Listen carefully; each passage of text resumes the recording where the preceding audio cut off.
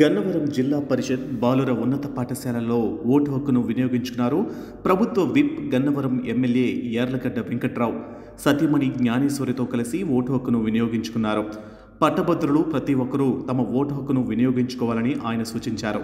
ప్రజాస్వామ్యం ఇచ్చిన హక్కు ఓటు. ఓటు అనే ఆయుధాన్ని వినియోగించుకోవాలి అని తెలిపారు యార్లగడ్డ. ఓటు అనేది బాధ్యత.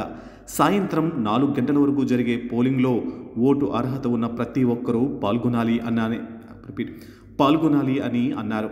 ఓటింగ్ శాతం ఎక్కువ వచ్చేలా ప్రతి ఒక్కరూ బాధ్యతతో పనిచేయాలని యార్లగడ్డ తెలియజేశారు. ఈరోజు ఉమ్మడి కృష్ణా గుంటూరు జిల్లాల గ్రాడ్యుయేట్ అభ్యర్థిగా పోటీ చేస్తున్న ఆలపాటి రాజేంద్ర ప్రసాద్ గారికి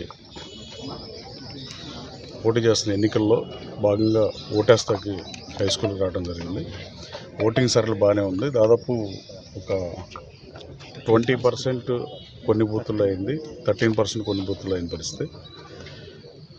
ఓటింగ్కి పట్టభద్రులు కానీ, గ్రాడ్యుయేట్స్ కానీ, టీచర్స్ కానీ అందరూ ఓటు హక్కుని వినియోగించుకోవాల్సిందిగా మీడియా ద్వారా కోరుతున్నాం.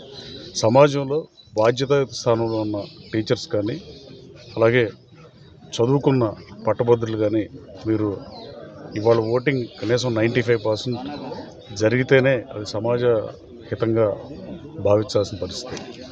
నిరక్షరాస్యులు ఓటేయడానికి రాలేదంటే అర్థం ఉంది, కానీ అక్షరాస్యులు అయ్యి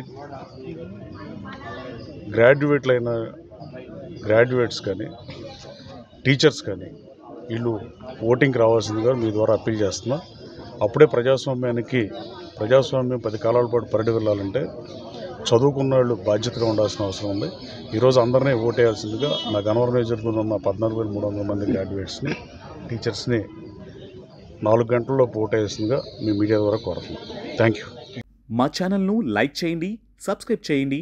మరిన్ని అప్డేట్ నోటిఫికేషన్ కోసం పక్కనే ఉన్న బెల్ ఐకాన్ని గట్టిగా ప్రెస్ చేయండి.